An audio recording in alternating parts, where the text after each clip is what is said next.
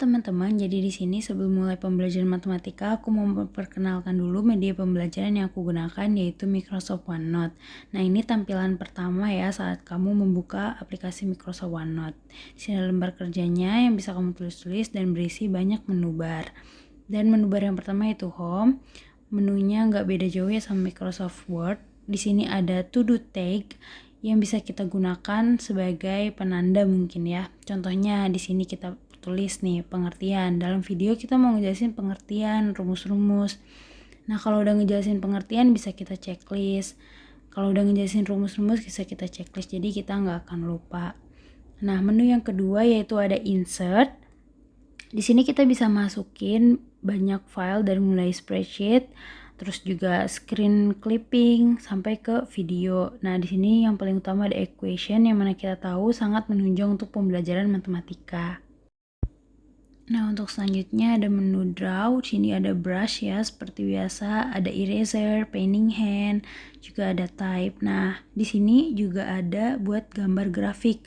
Nah, ini sangat menunjang untuk pembelajaran matematika yang berkaitan dengan grafik gitu ya. Nih, di sini bisa otomatis kita buat grafiknya. Jadi sangat mempermudah ya. Nah, di sini juga di draw ini yang brush pennya bisa kita kombinasiin dengan penggunaan pen tab. Nih contohnya kayak gini ya, tapi di sini aku nggak pakai pen tab atau pen tablet, jadi hasilnya lebih maksimal lagi. Oke, kalau ini adalah menu history, ini tampilan dari menu history dan ini tampilan dari menu bar review ya, toolbarnya. Selanjutnya di menu view ini bisa mempercantik dari tampilan sendiri karena di sini ada rules, line. Kita bisa pilih tampilannya mau yang kotak-kotak atau garis-garis, bisa kan, jadi nanti murid lebih tertarik ya untuk memperhatikan karena tampilannya yang estetik gitu. Di sini juga bisa kita ganti page colornya. Dan ini bisa full view-nya ya biar kalau presentasi lebih besar. Di sini juga kita bisa tambah-tambah section ya.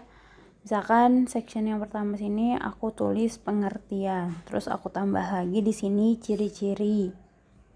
Nah, nantinya nih kalau misalkan kita coba di full page view ya, kita misalkan mau beralih halaman, kita nggak perlu balik lagi ke halaman pertama. Nah, bisa langsung di situ. Nah, juga di sini ekspornya kita bisa ekspor dengan format file yang sangat beragam gitu ya.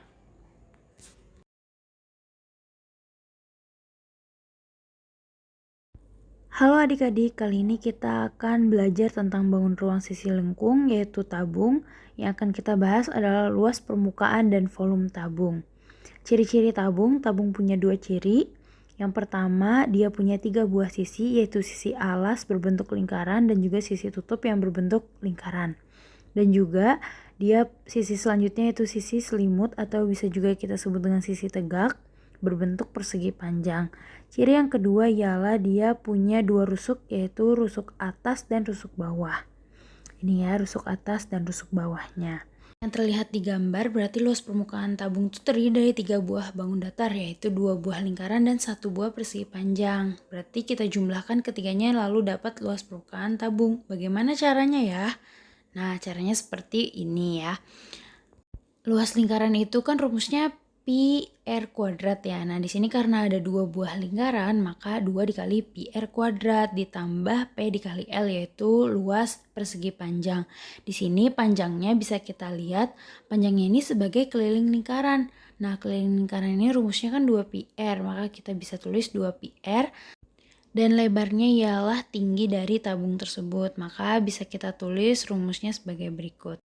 Nah, operasikan perkaliannya dan penjumlahannya kita bisa keluarkan lalu didapat luas permukaan tabung. Selanjutnya kita akan membahas tentang volume tabung. Volume tabung rumusnya pi r kuadrat dikali tinggi dari tabung. Nah, di sini langsung aja kita ke contoh soal ya. Contoh soal, Salsa akan mengisi air ke dalam sebuah tong berbentuk tabung dengan jari-jari 49 cm dan tinggi 120 cm. Berapakah volume air yang dibutuhkan Salsa untuk memenuhi tong tersebut?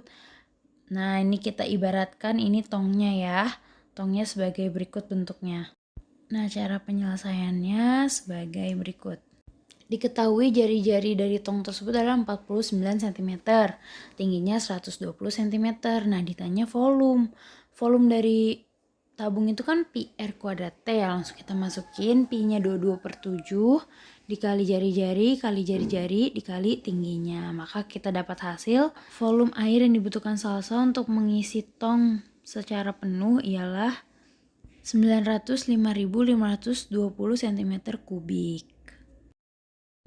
Sekarang kita akan mencari hubungan antara luas permukaan tabung dengan volume tabung.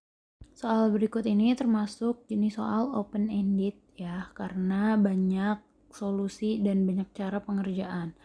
Sekarang cara yang pertama, langkah pertama itu yaitu kita pertama-tama tuliskan dulu ya rumus volume tabung dan luas permukaan tabung. Lalu langkah keduanya itu mencari hubungan. Nah, di sini itu kita melakukan manipulasi aljabar. Nah, biasanya pada tahap seperti inilah kekreatifan murid itu sangat beragam ya, jadi banyak terjadi perbedaan persamaan, ada yang mengeluarkan R-nya, ada yang mengeluarkan T-nya, ada juga yang merubah nanti pas di langkah ketiga disubstitusikannya, ada yang mensubstitusikan di persamaan 1, ada pula yang persamaan 2 gitu. Jadi biasanya perbedaannya di sini. Oke, sekarang manipulasi aljabar. Di sini aku mau coba keluarin di R-nya, maka kita dapat persamaan kedua ya, R-nya sama dengan akar dari volume dibagi pi dikali T. Nah, substitusikanlah ke luas permukaan tabung. Di sini R-nya kita ganti dengan akar dari volume dibagi pi dikali T, maka kita dapat hasil sebagai berikut. Nah, rumus ini bisa kita gunakan untuk mencari luas permukaan tabung apabila diketahui volume tabung dan juga tinggi tabung. Nah, inilah yang disebut hubungannya. Nah, di cara yang kedua ini sama saja kita membentuk persamaan dengan jari-jari, tetapi yang dibedakan adalah dengan memasukkan persamaannya. Yang dimasukkan sekarang persamaan 1. Kalau tadi dengan cara yang pertama itu masukin persamaan yang kedua, maka akan didapat hasilnya sama saja. Hanya saja dengan proses cara pengerjaan yang berbeda. Inilah hubungan dari luas permukaan tabung dengan volume tabung. Apabila ada soal lalu yang hanya diketahui volumenya saja dan tingginya saja, maka kita masih bisa mencari luas permukaan tabung. Caranya dengan menggunakan rumus yang tadi ya.